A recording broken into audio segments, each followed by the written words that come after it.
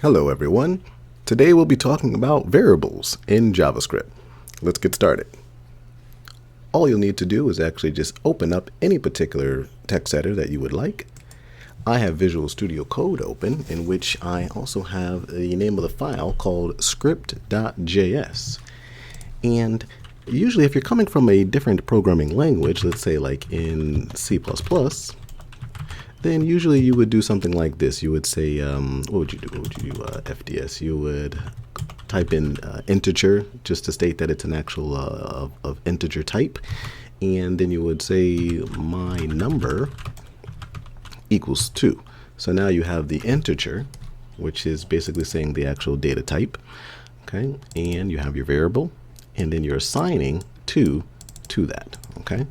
And then of course in Java you would have so that actually would be the same for C++ and Java, but we're not doing that in JavaScript. All you have to do is just say let, and we'll go my number equals 2, or actually 3, and we don't have to actually list the type out or anything like that, because we are assigning a number to the my number variable. Okay, and if we wanted to log that out, we can just log that out, console.log, and the name of the variable. Okay, and we'll run it down here in our terminal.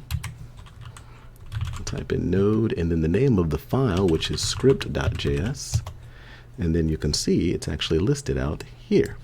Okay, now if you wanted to do a string, in which I believe in the next video we'll actually go over the data types, but let's just take a look at another example. So if I did let my string equal Aaron, then what we can do is just log that out. And I'll just run it in the terminal, and we see Aaron in the terminal here. Now there are a couple of things, like you can't use some of the limitations would be like you can't use like a reserved word like let class or something like that. There are a number of different reserved words, but usually I believe the one limitation itself is that you cannot start a variable name with an actual number. So you could do, let's say we couldn't do like 3 BDF equals 3, and let's see here, so that it's already given me some warnings here. And if I did try to actually log that out, let's see what we got, try to copy that, let's see if we're able to get any output here. Okay, so it looks like, yeah, invalid unexpected token. It looks like, yeah, we definitely cannot actually do that at all. So you cannot begin your actual variables with a number, but if you wanted to, you could definitely do like an underscore F, or you know, you can actually have the pound sign. So that you can do. But other than that, that is really it. We'll get into the data types, different types of variables. So with numbers and booleans and arrays and objects, we'll get into the data types, I believe, in the next video.